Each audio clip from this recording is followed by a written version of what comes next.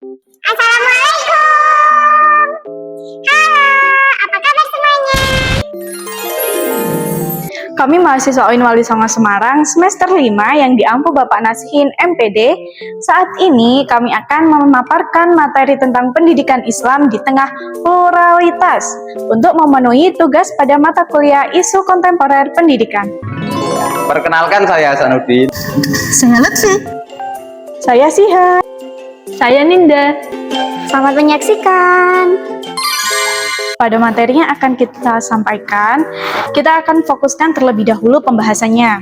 Yang pertama, kita akan membahas apa itu pendidikan pluralistik, di mana kita menggunakan kajian belajar dari SMU Mutahari yang bersumber rujukannya dari buku elektronik yang berjudul Isu-isu Kontemporer karya Dr. Andes Abdul Wahid MAG, yang buku fisiknya diterbitkan oleh Wali Songo Press pada tahun 2011.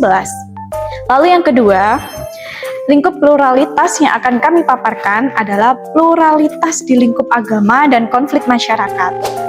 Nah, teman-teman semuanya, di dalam Al-Quran, Allah sudah dengan tegas mengingatkan kita bahwa manusia adalah satu umat, meskipun diciptakannya berbeda-beda dalam suku dan juga bangsa. Nah, perbedaan ini adalah bagian dari ketentuannya agar kita bisa saling mengenal dan hidup harmonis bersama-sama. Tapi, sayangnya di tengah kehidupan yang multikultural seperti di Indonesia, masih seringkali perbedaan ini justru memicu konflik. Sebut saja seperti kerusuhan berskala nasional yang pernah terjadi di Ambon, Poso, dan juga Sambas, yang tentunya memakan ribuan korban. Nah, dari contoh tersebut, itu adalah sebuah bukti konkret bahwa sikap saling menghargai atau pluralisme ini di masyarakat Indonesia pada saat itu belum terbangun dengan kokoh. Nah, kerusuhan bernuansa SARA ini tentunya mencerminkan kesalahpahaman dalam keberagamaan. Nah, yang dipengaruhi oleh apa? Tentunya konflik tersebut setelah digali lebih dalam ternyata dipengaruhi oleh pemahaman pendidikan agama yang terlalu fanatik dan tidak mau terbuka, sehingga mudah menciptakan individu atau golongan yang memandang golongan atau agama lainnya sebagai lawan. Karena itu, sangat penting bagi kita untuk membangun kesadaran bahwa pluralisme melalui pendidikan agama itu sangat penting. Agar apa? Agar kita bisa hidup berdampingan dengan harmonis dan menghargai perbedaan etnis, budaya, serta agama. Pluralisme dapat dipahami sebagai sebuah sikap yang mengakui dan menghargai keadaan yang plural secara etnis, kebudayaan, dan keagamaan tertentu. Dalam konteks pluralisme, sikap yang hendaknya dibangun dalam diri setiap individu pemeluk agama adalah sikap saling menghormati, menghargai perbedaan, dan mau saling belajar membiasakan hidup dalam perbedaan. Sejak zaman Rasulullah, masyarakat sudah terbiasa dengan pluralisme, hidup berdampingan dengan agama lain seperti Yahudi dan agama Kristen. Pendidikan berbasis pluralisme adalah pendidikan yang menekankan prinsip menghargai keberagaman, baik dalam kurikulum, metode, maupun evaluasi. Di SMU Plus Mutahari, pendidikan pluralisme diterapkan dengan tujuan untuk membangun sikap saling menghormati, saling menghargai antar agama. Maka dari itu, kita harus percaya bahwa pendidikan agama merupakan salah satu sarana yang efektif bagi peserta didik untuk menggali dan menemukan nilai-nilai keagamaan pada agamanya masing-masing, sekaligus mengenali tradisi agama orang lain. Pendidikan harus bisa menanamkan nilai-nilai kesadaran pluralitas, mengajarkan persahabatan dalam keragaman, dan mendorong dialog terbuka. Dengan begitu, generasi penerus diharapkan dapat menjaga harmoni dalam masyarakat yang beragam, mendahulukan akhlak daripada hukum formal dalam kehidupan sehari-hari. Ya, selanjutnya kita akan membahas tentang materi pluralitas di lingkup agama. Ya, jadi pluralisme adalah suatu kenyataan bahwa kita adalah berbeda-beda, beragam, dan plural dalam hal beragama. Nah, pluralitas agama mengakui bahwa agama seseorang bukanlah sumber satu-satunya yang eksklusif bagi kebenaran. Hal ini berarti bahwa kebenaran dapat ditemukan dalam agama-agama lain. Nah, dalam pandangan Islam, Sikap menghargai dan toleran kepada pemeluk agama lain adalah mutlak untuk dijalankan sebagai bagian dari keberagaman atau pluralitas. Namun, anggap bahwa semua agama adalah sama, yaitu pluralisme. Tidak diperkenankan, dengan kata lain tidak menganggap bahwa Tuhan yang kami atau Islam itu patut disembah dan yang non-Islam itu tidak patut disembah.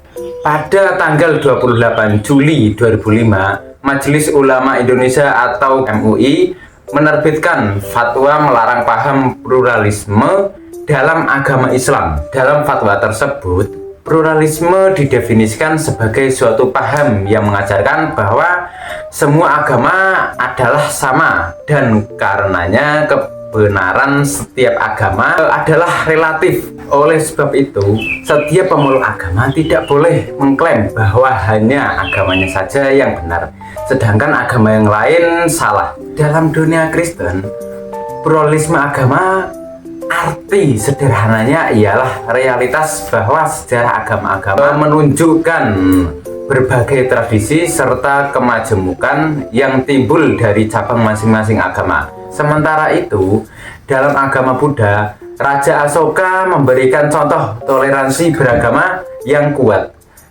dengan menekankan bahwa menghormati agama orang lain adalah cara untuk mendukung perkembangan agama kita sendiri. Ia mengingatkan bahwa mencela agama lain demi memulihkan agama sendiri justru dapat merugikan keyakinan kita sendiri. Toleransi dan kerukunan beragama adalah kunci untuk hidup berdampingan secara damai. Materi terakhir yakni materi pluralitas di lingkup konflik sosial. Nah, konflik sosial terjadi antara dua kelompok atau lebih yang terwujud dalam bentuk konflik fisik antara mereka yang tergolong sebagai anggota-anggota dari kelompok-kelompok yang berlawanan. Dalam konflik sosial, jati diri dari orang per orang dalam konflik tersebut diganti oleh jati diri golongan atau kelompok. Dengan kata lain, dalam konflik sosial yang terjadi bukanlah konflik antara orang per orang dengan jati diri masing-masing, melainkan antara orang per orang yang mewakili jati diri dari golongan atau kelompoknya.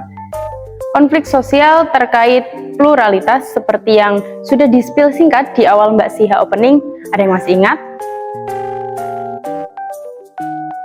Ya, salah satunya adalah konflik di Ambon pada tahun 1999 sampai 2002. Konflik Ambon yang terjadi pada tahun 1999 sampai 2002 adalah salah satu contoh konflik antara umat Kristen dan Muslim di Kepulauan Maluku, terutama di Pulau Ambon. Konflik ini bermula dari ketegangan etnis dan agama yang sudah ada sejak masa penjajahan Belanda dan diperparah oleh transmigrasi dari wilayah lain ke Maluku pada 1950. Nah, insiden kecil antara seorang pemuda Muslim dan seorang pemuda Kristen pada 19 Januari 1999 memicu kerusuhan besar yang berlangsung selama beberapa tahun, yang hampir menewaskan 5.000 orang dan menyebabkan sekitar 30% penduduk Maluku dan Maluku Utara mengungsi. Konflik ini diduga tidak sepenuhnya spontan, melainkan sengaja dipicu oleh pihak tertentu. Pada tanggal 13 Februari 2002, pemerintah Indonesia berhasil menandatangani Perjanjian Damai Malino II yang menjadi akhir dari konflik tersebut. Kasus ini menunjukkan bahwa pluralitas agama dapat memicu konflik. Meskipun seringkali konflik lebih dipicu oleh faktor ekonomi dan politik, agama sering dijadikan alat oleh kelompok tertentu untuk mencapai kepentingan mereka. Karena isu agama itu mudah membangkitkan emosi masyarakat yang religius. Lalu, bagaimana cara menanamkan pluralisme dalam pendidikan itu? Yaitu yang pertama, melalui aspek akidah. Materi akidah lebih menekankan pada penghayatan iman dalam kehidupan sehari-hari, bukan sekedar hafalan. Peserta didik diajak merasakan pengalaman beragama lain atau bahkan menjadi ateis, bukan untuk mengubah keyakinan, tetapi untuk memperkuat iman mereka sendiri. Yang kedua, yaitu aspek spiritual. Siswa diberikan pengalaman langsung dalam ritus-ritus keagamaan seperti sholat, tasawuf, dan tadarus. Hal ini bertujuan meningkatkan kepekaan sosial mereka yang terlihat dari partisipasi aktif dalam membantu yang membutuhkan. Kemudian yang ketiga yaitu melalui aspek intelektual. Pembelajaran dibuat menyenangkan dengan prinsip learning is fun. Suasana kelas yang nyaman diciptakan dengan memperbolehkan siswa mengambil minuman kapan saja dan memutar musik lembut saat belajar. Kemudian yang terakhir yaitu melalui aspek sosial. Peserta didik ditempatkan di tengah masyarakat untuk mengembangkan kecerdasan dan kepekaan sosial. Mereka diharapkan memahami pentingnya kerjasama dan menghormati nilai-nilai sosial, sehingga perilaku mereka sesuai dengan norma-norma yang ada di masyarakat. Sekian dari kami, kurang dan lebihnya kami mohon maaf.